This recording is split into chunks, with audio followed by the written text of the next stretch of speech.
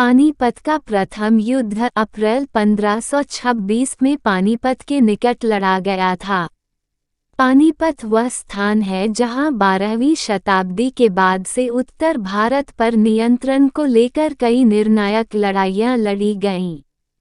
पानीपत के प्रथम युद्ध ने ही भारत में मुगल साम्राज्य की नींव रखी।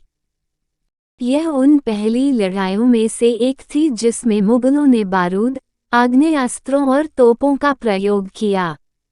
पानीपत का प्रथम युद्ध ज़हीर-उद-दीन बाबर और दिल्ली के लोदी वंश के सुल्तान इब्राहिम लोदी के बीच लड़ा गया था। इस युद्ध में ज़हीर-उद-दीन बाबर ने लोदी को परास्त किया था। सैन्य बल: बाबर की सेना में लगभग 15,000 सैनिक और 20 से 24 तोपें थीं।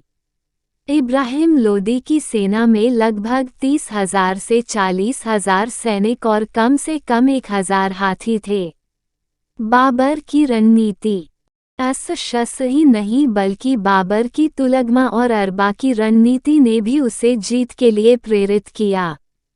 तुलगमा युद्ध नीति: इसका अर्थ था पूरी सेना को विभिन्न इकाइयों बाएं, दाहिने और मध्य में विभाजित करना।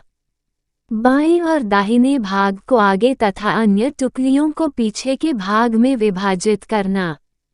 इसमें दुश्मन को चारों तरफ से घेरने के लिए एक छोटी सेना का उपयोग किया जा सकता था। अरबा युद्ध नीति: केंद्रीय फॉरवर्ड डिवीजन को तब बैलगाड़ियां अरबा प्रदान की जाती थी जिन्हें दुश्मन का सामना करने वाली पंक्ति में रखा जाता था और ये जानवरों की चमड़ी से बनी रस्सियों से एक दूसरे से बंधे होते थे। अरबा के पीछे तोपों को रखा जाता था ताकि पीछे छिपकर दुश्मनों पर प्रहार किया जा सके। युद्ध का परिणाम: काबुलिस्तान के तिमुरिद शासक बाबर के मुगल सेना ने दिल्ली के सुल्तान इब्राहिम लोदी की विशाल सेना को हराया। इस जीत ने बाबर को भारतीय मुगल साम्राज्य की नींव रखने में सक्षम बनाया।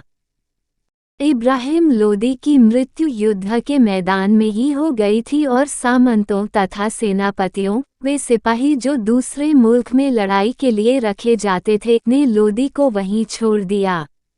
उनमें से अधिकांश ने दिल्ली के नए शासक के आधिपत्य को स्वीकार कर लिया।